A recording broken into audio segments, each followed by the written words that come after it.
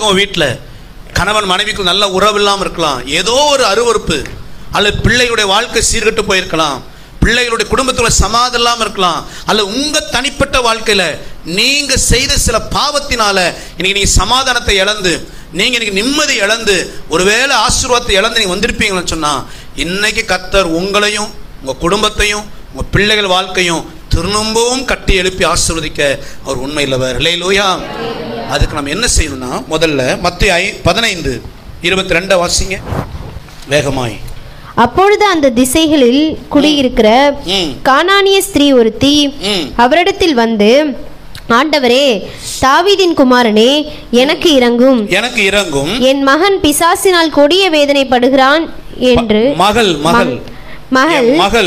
பிசாசினால் கொடிய வேதனைப்படுகிறாள் என்று சொல்லி, கொடிய வேதனைப்படுகிறாள் என்று சொல்லி இங்க வாசிக்கிறோம். கானானிய ஸ்திரீ, அதாவது இவ விக்கிரக ஆராதனை செய்கிற புரஜா தேசத்தை சேர்ந்த ஒரு பெண்.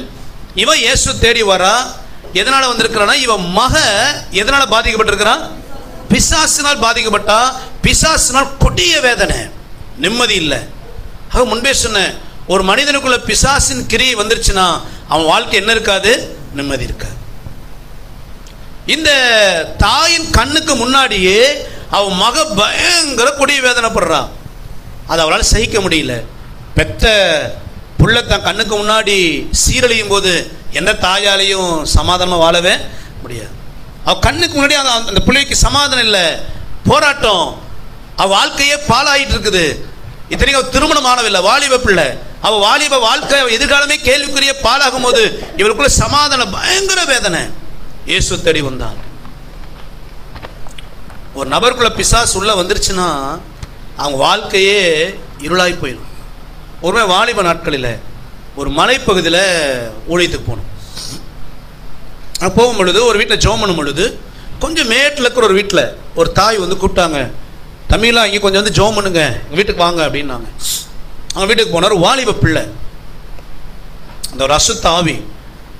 இந்த அம்மா சொன்னாங்க, இவளுக்குள்ள காத்துக்கருப்பு வந்துருச்சுப்பா. என்ன வந்துருச்சு? காத்துக்கருப்பு வந்துருச்சு, என்னமோ வந்துருச்சு. அந்த பிசாசு பிடிச்சவ என்ன பண்ணுவான், அந்த பொண்ணு வாலிப பிள்ளை, மலைப்பகுதிங்கிறனால சுடுதண்ணி தான் என்ன பண்ணுவாங்க, வச்சு குளிப்பாங்க. வெளியில் அடுப்பில் சுடுதண்ணி வச்சுருப்பாங்களாம். இந்த பிள்ளை திடீர்னு ஓடி போய் சுடுதண்ணிக்கு மேலே ஊற்றிக்குமா. உடம்பெல்லாம் வந்து புண்ணாயிடும். ஊற்றிட்டு அலறுவா. மருந்து வைப்போம். திடீர்னு வீட்டில் இருக்கிற மண்ணெண்ணத்துக்கு மேலே ஊற்றி பற்ற வைக்க போவா. அப்போ தான் வேத்தில் வாசிக்கிறோம், ஒரு தகப்பன சொல்லுவார், என் மகனுக்கு அசுத்தாவி பிடிச்சிருச்சு. சில நேரங்களில் அவன் நீரில் விழுவான், தீயில விழுவான்.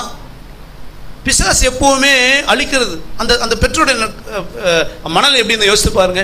வாலி உள்ள கண்ணுக்கு முன்னாடி வாழ்வா சாவா போராடுது, நிம்மதி இல்லை, வாழ்க்கையே உடஞ்சி போச்சு, வீணா போகும் பொழுது எந்த பெத்த தாய் தகப்பனுக்கு என்ன இருக்காது? நிறைய குடும்பங்களில் பிசாசு ஏதோ ஒரு விதத்தில் நுழைந்து, ஒன்று இப்படிப்பட்ட பில்லுசனியங்கள், இன்னொரு பக்கம் அருவறுப்புகள் மூலமாய் நுழைந்து, நீ நிறைய குடும்பங்களில் பிசாசுடைய ஆளுகை. சில பேர் பார்த்தீங்கன்னா வியாதி படுக்கையில் இருப்பாங்க.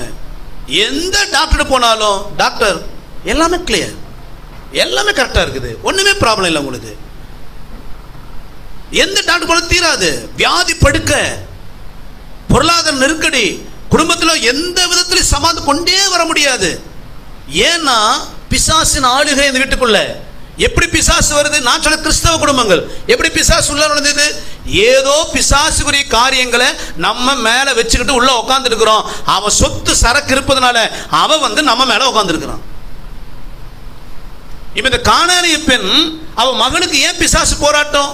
ஏதோ ஒரு விதத்தில் பிசாசு இடம் கொடுத்ததினால் அவள் வாழ்க்கையில் வந்த பாவம் இனி பிசாசு கிரியை செய்கிறான். இப்ப இந்த அம்மா என்ன பண்ணி தெரியுங்களா? எங்கெங்கயோ போராடி பார்த்துருக்கோம், சரியாகல.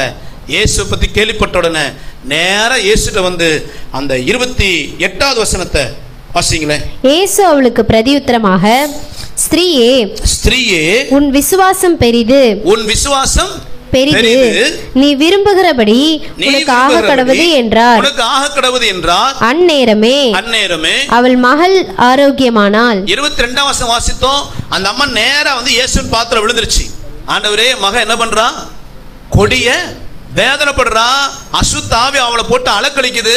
நீங்க தான் எனக்கு என்ன செய்யணும், விடுதலை. ஜெபிக்கிறா. எப்படி ஜெபித்தான் ஆண்டவர் சொல்றாரு பாருங்களே, உன் விசுவாசம் உன்னை ரட்சித்தது, நீ போ, உன் மக சரியாயிடுவா. அந்நேரமே அவன் மகளுடைய வாழ்க்கை திரும்பவும் கட்டி எழுப்பப்பட்டது. அல்லேலூயா. காரணம், தன் மகளுக்காக விசுவாசத்தோட ஜெபித்தாள். நல்லா கவனிங்க. இன்னைக்கு ஒருவேளை உங்க குடும்பத்துக்குள்ள ஏதோ ஒரு பிசாசு போராட்டம், சமாதானம் இல்லை, கணவனால மனைவினால. உண்மைதான் பாஸ்டர், என் புருஷன் ரட்சிக்கப்படலை, மனைவி ரட்சிக்கப்படலை, வீட்டுக்குள்ள விக்கிரக ஆராதனை, என் பிள்ளைகள் சீர்கிட்டு போயிட்டாங்க, நான் எவ்வளவோ புத்தி சொல்றேன், அவங்க திருந்தல, இந்த அருவருப்பெல்லாம் செய்யறாங்க, அதனால என் வீட்டுக்குள்ள சமாதானம் இல்லை. இன்னைக்கு கர்த்தரை பார்த்து சொல்கிறார், அசுத்த ஆவின் கிரியைகள் முறியடிக்கப்பட்டு உங்க குடும்பம் திரும்ப கட்டி எழுப்பப்பட வேண்டுமானால் விசுவாசத்தோட தேவ சமூகத்துல நீ கண்ணீர் சிந்தி கதறி ஜெபிக்கும் பொழுது அந்த ஜெபம் அற்புதங்களை கொண்டு வரும். அல்லேலூயா.